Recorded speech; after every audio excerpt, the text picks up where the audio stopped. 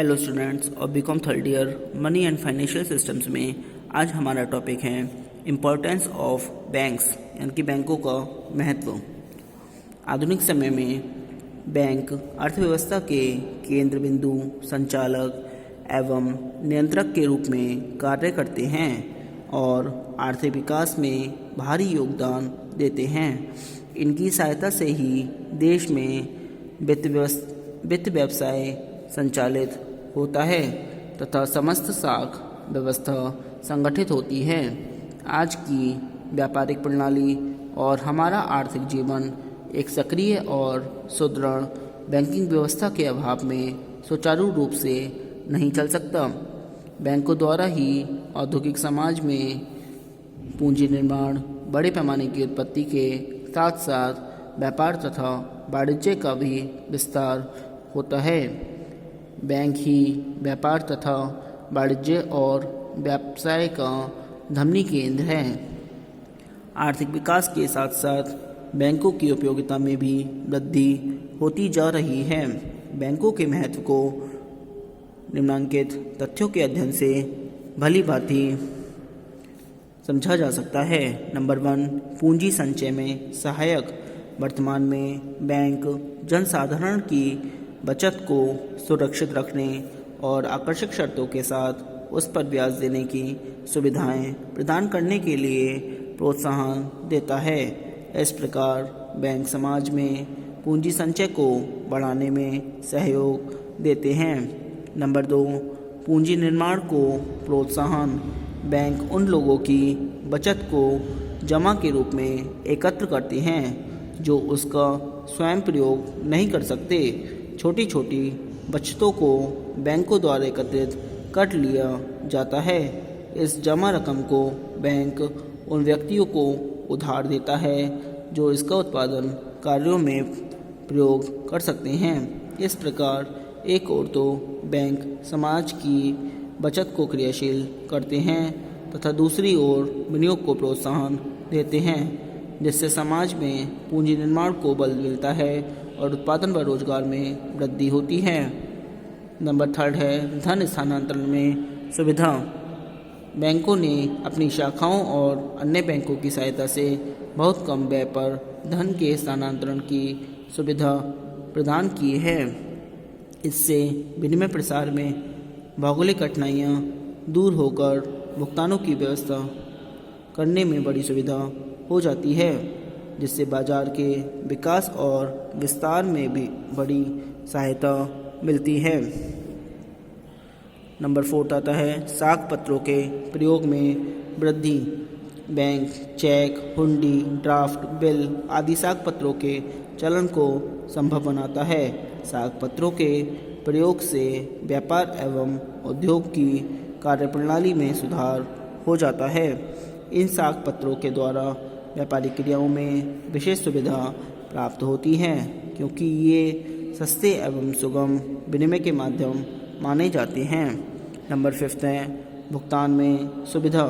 Bank समाज में check तथा अन्य प्रकार के साख पत्रों के प्रयोग को प्रोत्साहन देते हैं, जिसके कारण लोग नगद मुद्रा को परखने, गिनने, ले जाने तथा एकत्र करने की असुविधा से बच जाते हैं। साथ ही भुगतान का प्रमाण भी प्राप्त हो जाता है और अलग से रसीद लिखना आवश्यक नहीं रहता।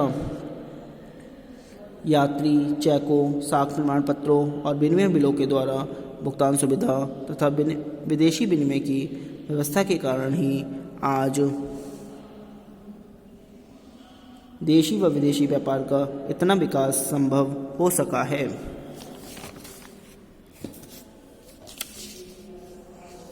नंबर 6 है मुद्रा प्रणाली में लोच। व्यापार एवं उद्योग की मुद्रा संबंधी आवश्यकताओं में परिवर्तन होते रहते हैं। कभी कभी तो ऐसे परिवर्तन अकस्मात ही हो जाते हैं। बैंक इस समस्या को साख मुद्रा का आवश्यकता अनुसार प्रसार एवं संकुचन करके दूर कर देते हैं और मुद्रा की मांग एवं पूर्ति में साम्य का गुण उत्पन्न करते हैं। अर्थात मुद्रा प्रणाली में लोच बनाए रखते हैं। नंबर 7, बैंकिंग प्रवृत्ति को बढ़ावा। जब लोग बैंकों के संपर्क में आते हैं तो वे अपने फालतू धन को अविलंब बैंक में जमा करते हैं।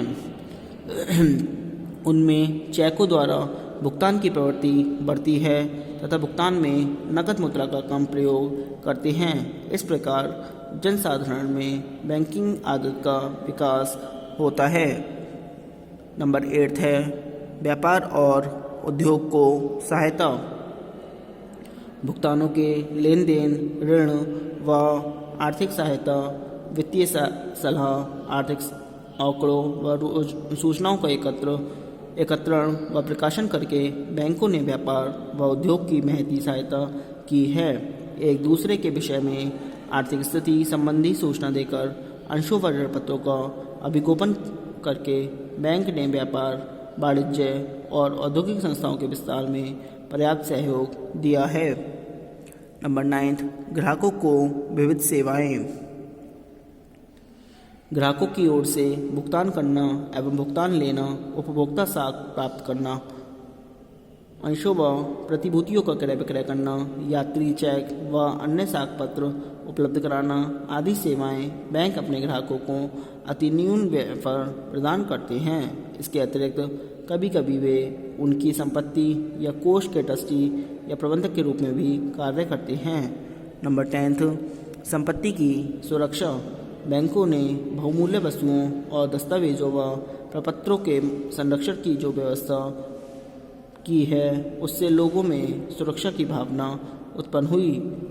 अल्प व्यय में लोग अपनी वस्तुओं को बैंक लॉकर्स में रखकर आग व चोरी आदि दुर्घटनाओं से चिंता मुक्त हो जाते हैं। नंबर 11, सरकार को सहायता।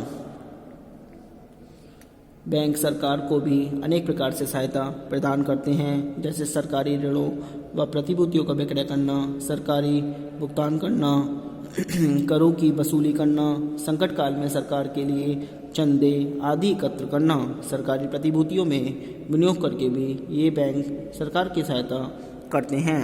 इसका निष्कर्ष है, उपयुक्त विवरण से स्पष्ट है कि बैंक समाज की वस्तुओं को एकत्र करके उन्हें उत्पादक कार्यों में विनियोजित करते हैं, व्यापार तथा औद्योगिक कार्यों के लिए यथोचित मात्रा में पूंजी सुलभ कराते हैं, पिछड़े हुए क्षेत्रों में अन्य क्षेत्रों से पूंजी हस्तांतरित करके विकास के अवसर उत्पन्न करते हैं, अर्थात नियोजन के लिए आवश्यक धन उपलब्ध कराकर देश के आर्थिक विकास में सक्रिय योगदान देते हैं।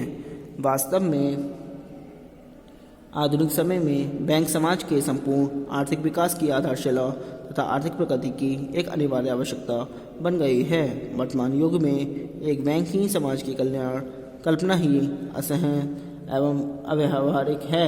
विक्सेल के अनुसार बैंक आधुनिक चलन व्यवस्था का हृदय और केंद्र बिंदु है। अब अगला टॉपिक आता है हमारा कॉमर्शियल बैंक्स। कॉमर्शियल बैंक्स यानी कि व्यापारिक अथवा वाणिज्यिक बैंक। इसमें सुनिए, जो बैंक सामान्य बैंकिंग कार्य करते हैं वे वाणिज्यिक बैंक कहलाते हैं।